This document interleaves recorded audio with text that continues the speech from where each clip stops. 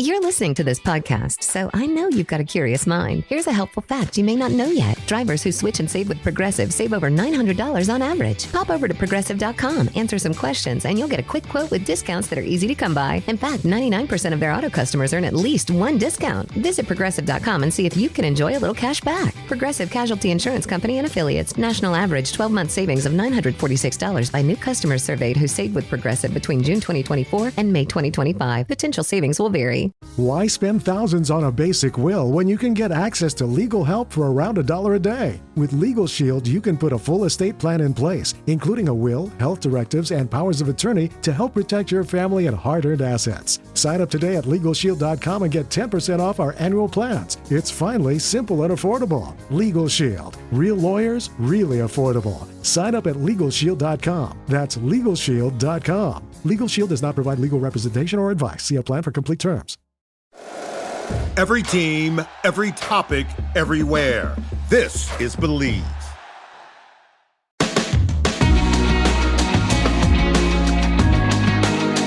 Brian, with the Carolina Panthers, I'm casting my mind back to the watch party where we were looking at Bryce Young and the Panthers sealing that playoff game, which they went and won before putting it up to the LA Rams in a game that maybe had a lot of people thinking there might be more in this team than we had previously thought, in that a lot of people expected them to go in and absolutely get eaten alive by the Rams. And in the end, they ended up with one of those very creditable playoff losses, probably exceeding expectations. But the thing that niggles with me, and we were saying it at the time, is you look at Bryce Young and you just keep wondering, does he actually have it? Like, he looks to me like the best backup quarterback in the NFL who happens to have a starting job. This guy's not going to get you killed. He takes great care of the football. He doesn't do anything stupid. But it's hard to believe you're going to get any further next season or in future seasons with Bryce Young as your quarterback than the Panthers managed last season. Like I see, and we can get to this, they've made a lot of clever roster additions. Dave Canales looks like he's done a great job, both in terms of what he got out of the offense last year and what the coaching staff he has brought in. They look like they're finally making good decisions as a front office, drafting well, adding the right talent in the areas that can actually help the team. But they'll only go as far as Bryce Young takes them, and I'm not sure if he can take them any further than he's already done. I think they think they've enough with him that allows them to challenge and potentially win the division. I'm not trying to split over to the defense, but free agency kicks off and two of the stellar moves made on the opening period. And I know they've got a lot of, disposable cash, but they bring in Jalen Phillips from the Eagles. He previously with the Dolphins. They bring in Devin Lloyd from the Jags. That struck me as, okay, they feel like they've got enough offensively, including Bryce Young, to be consistent enough on offense that allows them to stay in the division, stay in games, or win games ultimately with him at the helm.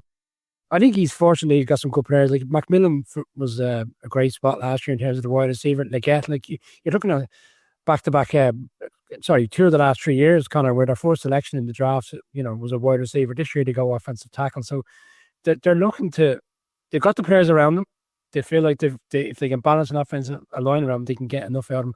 I think what we saw last year from Bryce Young, one that I think the head coach ultimately was giving him the confidence to go and play in the league, because I remember Kieran talking about the fact he saw him that time in Jacksonville. He looked like the walls were caving in and his career was inevitably coming to an end. And all of a sudden he strikes back. They win the division. There were some bright spots last year, including beating the Rams. I know they came very close to beating them in the playoffs, but they had the win during the regular season at home again. So probably shouldn't have come as a surprise come the playoffs that they really put it up to the Rams. They had the confidence from that other game earlier on in the season. He had some bright spots, but then there was some games where it's head-scratching moves, and I think that's where you're going with it, Conor. It's the inconsistency. It's not a consistent product on the field from him from a quarterback perspective. We see some really bright spots. Now you see these bizarre throws where they're intercepted, he's on the perimeter and he shouldn't throw the ball where he does, and he should throw it away. Clever quarterbacks know that the play is up. I think that's the inconsistency they're trying to get out of the game. If they can get that out of the game and rely on the defense with the players they brought in, maybe it's there for them again this season, but it's the unknown for me. We'll see good spots. We may see some really bad spots. I'm not entirely sure where people stand. Kieran, whether it's there for them or not, I suppose also depends on the other teams in the division, because you can look at the Panthers and think that they came through well and they acquitted themselves really well in the playoffs. But really, for the points we made around the Tampa Bay Buccaneers, they shouldn't have been there. The Bucs should have won this division and they left the door open. And you're looking at the Panthers going, yeah, they needed to make those roster additions because really they weren't at it other than that the Buccaneers faltered within sight of the finish line and just allowed them to skate through the gap. Yeah, I think if everybody plays to their potential in terms of what the roster that they've got on paper, I think this is the second or third best team in the division, depending on what way you see the Falcons. But you can only control the controllables, as they say, and you can only measure your own success in terms of what you've managed to do yourself. And if you break things down, you look at Dave Canales, what he did in year one. He came in, he won 5 games. That was more than double the previous year. They only won 2 the year before. Second year, he wins the division. I mean, you can't discredit that progression. We said from year one, even when they had nothing to play for at the end of the season, it looked like this team was playing for him. So he seems to have the locker room. He seems to be a guy that people want to play for, and they have made that jump. Their defense went from dead last previous season to 16th overall last season. So they are making progress. They have their issues. They have injuries on and movement on the offensive line. They've lost Cade Mays. They've a couple of injuries. They brought in Rasheed Walker from the Packers. Good pass blocker, whether he can do anything against the run or open up that run game. A lot of questions in terms of what they've done. They've lost, isn't it, Nick Scorton on he's on IR now. He's had a bad injury in the last week as well. And that's a big, that's a big step back. But as Brian mentioned, you bring in the likes of Jalen Phillips, you bring in Devin Lloyd.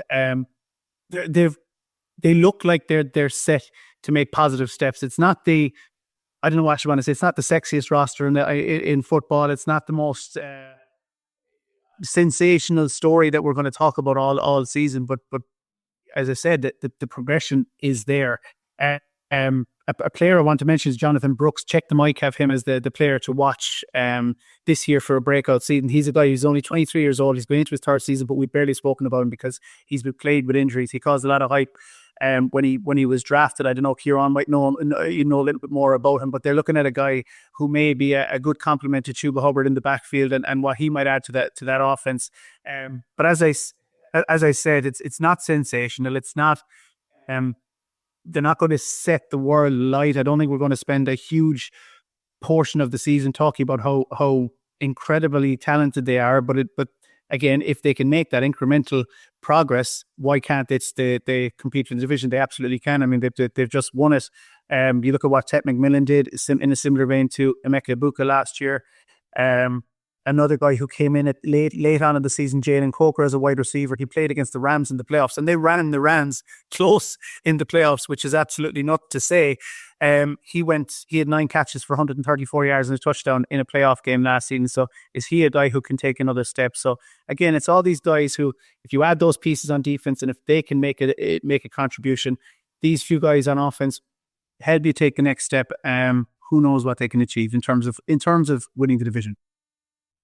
I mentioned Kieran Boyle when we talked about the Minnesota Vikings and was quite critical of the quarterbacks they've left out of the building. But let us not forget that the Carolina Panthers let both Baker Mayfield and Sam Darnold walk out of their facility. One of them won a Super Bowl and one of them was absolutely flying and looked like he was leading the MVP race. And we've already raved about him earlier in our NFC South review. So the Panthers end up dying under Bryce Young. If they don't get to the next level, they only have themselves to blame.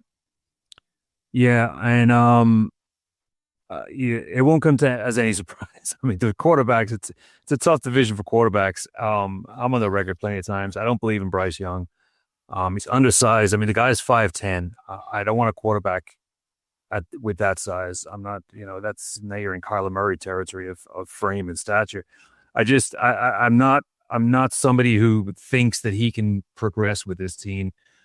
This is a guy that's only had 3 300-yard games in his 3 seasons. Barely had over 3,000 yards last year. 23 touchdowns, a nice improvement. 11 interceptions. That's not great. But I think the issue with me is, the eyes tell the story. Is he somebody who you can foresee as leading a team into a long playoff charge? Yes, they had a nice game. I don't want to call it a one-off because they did, despite at the start of the game, they looked like they were going to get dog-walked. They did manage to make it a respectable game. So I will give them a little bit of credit for keeping the team in the game against the Rams. But, I mean, if you look at the season they had last year, I mean, between week 7 and week 17, it was win-loss, win-loss, win-loss, win-loss. The consistency's not there. I mean, in between, they had big losses to the Jags. I mean, the Pats put 42 on them. Bills put 40 on them. I mean, this is a team that, I mean, we've already talked about them, going to the back door and into the to the division title. But 6 of their 8 wins as well came by 3 points. That's not going to happen again. I think this is a team that's going to go from first to worst in this division. I just don't like the way the roster is constructed, and it starts with Young. I don't think, like you said at the start, Conor, is he, notwithstanding the people that let go out the building, is he someone you're going to hitch your ride to? Is he someone that Dave Canales is going to have full faith? Now, you got to remember, Dave Canales still doesn't have a winning season, despite the fact that they've improved. They still don't have a winning season under Canales. I mean, he's a hell of a coach, and I like the work he's done, but I don't think I don't think Bryce Young is going to be someone that's going to push them over the edge in year 3. I mean, we've talked about some of the players they have on the roster. I'm not a huge fan of the running back room. Chuba Hubbard, Brooks, like we said, the injuries have been pronounced. McMillan is obviously a great receiver. We're still waiting to see what Legette's going to bring. Jalen Coker had a nice finish. The D doesn't inspire me really. Scorton is a massive loss. I don't care what anybody says. That's an enormous loss on defense. And bringing in Devin Lloyd from the Jags and Phillips as well, that's a nice pickup. But, again, in another 3-4 defense, Derek Brown, Bobby Brown, who's nice, but, Tershawn Wharton up there as well. I think that's I think it's a tough look for that division, for that defense. 20th in passing, 20th in rushing. 15th in passing. So it's not a hugely solid unit. For me, it starts and ends with Bryce Young. I'm sorry, I just don't have any faith in him. I don't think he's going to be a quarterback that can lead this team to any kind of meaningful improvements in 26. For all the progress, like I said, with Canales, I think Canales has probably got one eye on the 27 draft. They've got to be thinking to themselves, man, we let a lot of good dudes go out the door, and we got to make this work with him. And it's really because, we got contract extensions and year 5 paydays coming. So, I mean, that's the other decision that the Panthers have to make. But I got to think that they're looking with one eye on the draft in 27, because even a mid-round pick, 12, 13, Doesn't this 14. put them in this horrible quandary, though, where they might be actually too good to get a decent pick if they're not careful here? But They're setting up to tank. But we also got to remember in this draft coming up, there could be up to 10 quarterbacks going in the first round, plus the fact that they've got some capital they can move to move up a couple of spots too. So I think, like you said, Conor, I mean, he kind of looks like a backup that just did well and managed to play above his pay grade. So he's going into a contract year. I just don't think Canales can be comfortable, staking his reputation to Bryce Young long term. And I don't think they're going to make any kind of a meaningful leap. Like I said, they just about got 8 wins last year with a lot of circumstances that went in their favor. I just don't think it's going to fall that way again in 26. So I got them taking a step back in this division. Yeah. And let's not even mention, if we're talking about the 2027 draft, that they could have had Jaden Daniels, Caleb Williams, Drake May, Bo Nix, but they traded out of that pick. And so best of luck to Carolina Panthers and indeed all the teams in the NFC South next year. I feel like we've been really down in this division, and that's been led by me. But it was very entertaining last year, and we hope there'll be plenty more entertainment to come. We've previewed now all of the 8 divisions in the NFL this offseason. Check our other 7 NFL division previews out wherever you get your podcasts. So please do remember to like and subscribe to the Irish NFL Show.